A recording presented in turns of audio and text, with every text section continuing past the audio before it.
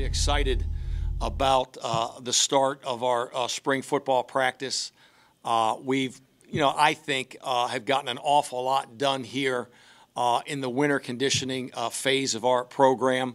And these kids, I think, are really, really excited to get out onto the field and get this thing cranked up. I know that I am. The most specific things that we need to be able to do is to evaluate our personnel.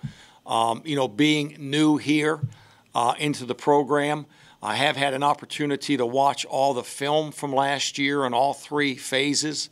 I have a pretty good opinion of what we have and what we may be lacking, but I still need to see it out there on the field live. So personnel evaluation, I think, is the most critical thing.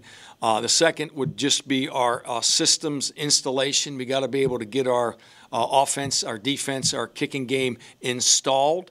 The terminology and the verbiage of all that is so important. I was telling the kids today, knowledge is power. They got to learn the language so they can improve at a rapid rate of speed. Then I think lastly, thirdly, is the placement of personnel. We got to evaluate our talent. We got to install our systems, and then we got to make sure we got the right guys in the right spots. And that's probably something that's likely to happen more on the back end of spring ball if we needed to make some position adjustments or changes. I'm excited to get started. This time I'll take any questions you might have here from the media. Coach, as far as depth position is concerned, which position is strong in that aspect? Which position is weak? Yeah, it's a really legitimate question here as we head into the spring. We have plenty of talent on our football team, I think, to be very competitive and good, but we don't have enough balance in our depth. We're light in the offensive line, no matter how you shake it. We've had some injuries. We've had some setbacks, some hardship. We don't have the body count that we need to have in the offensive line for me to feel real good about it. Now, I like who we got. But you don't want to be thin in that area. We recruited real well in the offensive line, both with our numbers and with our talent, so we're addressing that. Hopefully this spring, though, we can stay healthy and get some things done there in the offensive line. The other areas, tailback position. Injury, we're just really, really thin at tailback. We've got depth and talent at tight end. We've got depth and talent at quarterback. And we've got some talent at wide receiver. I'm encouraged with that. Defensively, we appear to have a little more overall depth. We have plenty of defensive linemen who have played and gained experience, a little light at linebacker. And we have talent in the secondary and certainly could have a little more depth there. But I think we're in a good spot. And we'll probably have to make some decisions here as we get into spring with some possible position changes. Coach, obviously a less than desired result for these guys last year, going 3-8. How have you liked the hunger from the guys who were here last year, obviously, to get in there and work and make sure it's a different outcome this season? Yeah, that's a good question. They have, I think, responded real well. I know the first time that I met with the team, I had to ask them this question, and it's not really a rhetorical question. I said, do you guys want to win? And they didn't quite respond the way that I was hoping they would. And then I had to ask them again. And then they certainly responded the way I needed to hear them respond. I think that everything I've seen them do here in terms of their work ethic and their enthusiasm for the start of spring has been very, very positive. And I do think that the lack of success a year ago, going 0-8 in conference play, having some new personalities in place here, a little different direction. I think those things have all added up to create some energy and some momentum, and I think these guys are excited to go out there and see what we can get done. Can you talk about the quarterback position and bringing Strauss in from UVA? Yeah. Again, it's a position I feel real good about.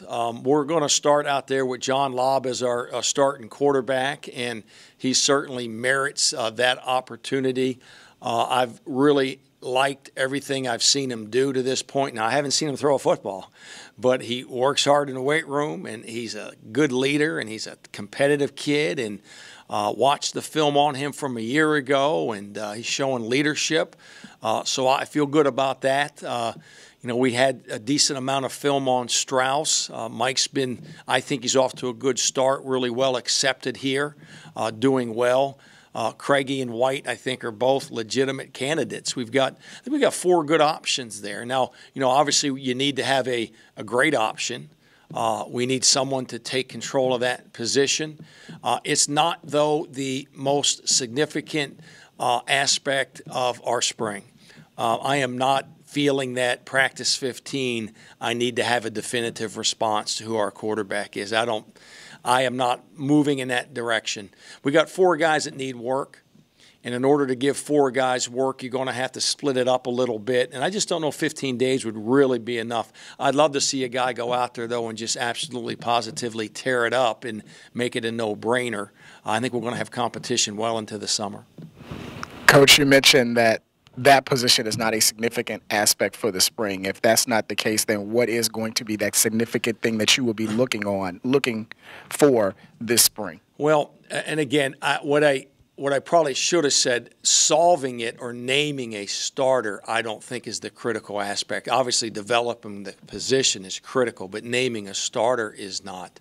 I want to solidify our offensive line to the best of my ability here this spring.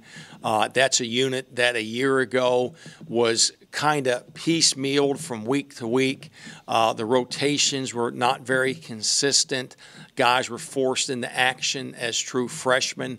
I really think that that's an area right there that I want to see a lot of progress made this spring. Coach, from your time at Virginia and Liberty, and now you're going to be here for spring practice, how valuable are these 15 practices in the spring for the upcoming season that you've noticed? Yeah, well, it's critical. Back in the day, we used to have 20, and the NCAA changed the rules. I certainly understand and concur with that decision back to 15.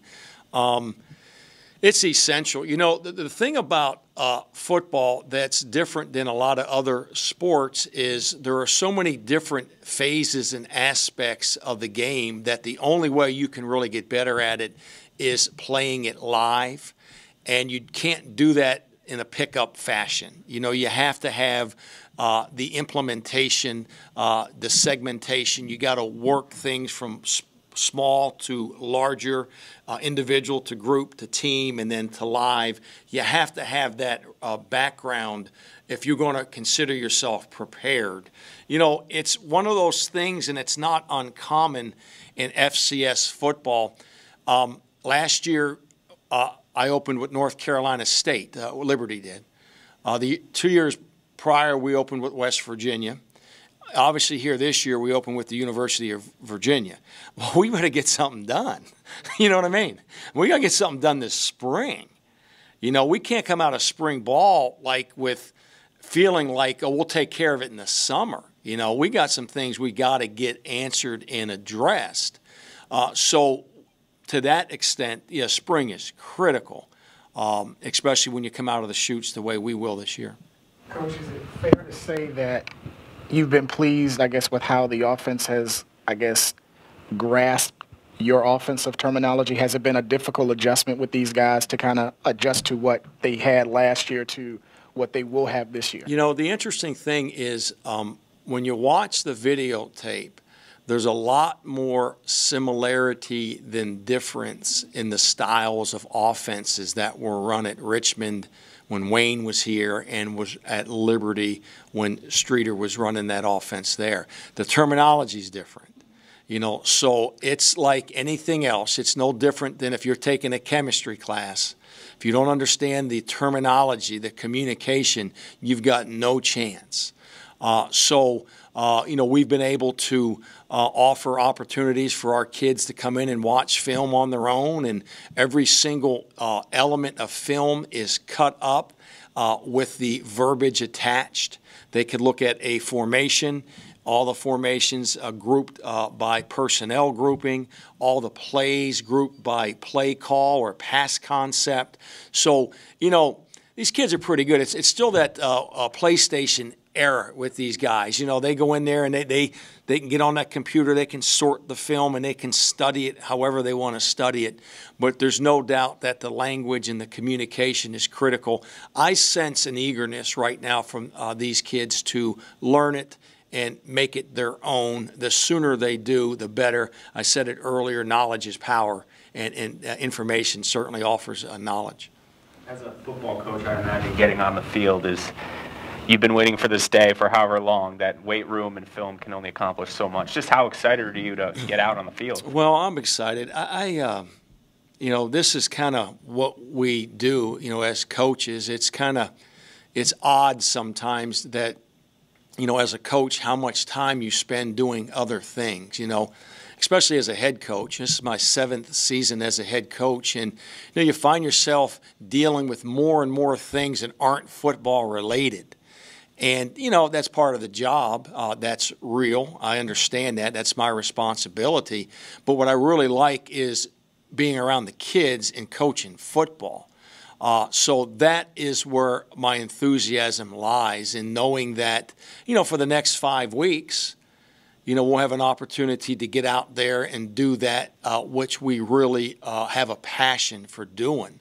And I'm looking forward to getting to know these players, you know, in a different mode. You know, it's one thing to know them in the office or in a meeting setting, you know, but to get to know them on the field and communicate with them in the heat of battle, offer instruction, try to help them solve a problem, offer leadership. I think those are the ways that you develop trust and build relationships with your players. You're not going to do it in a meeting room. You know, you educate them, but, you know, you got to be out there on the field if you're going to have those relationships develop and mature.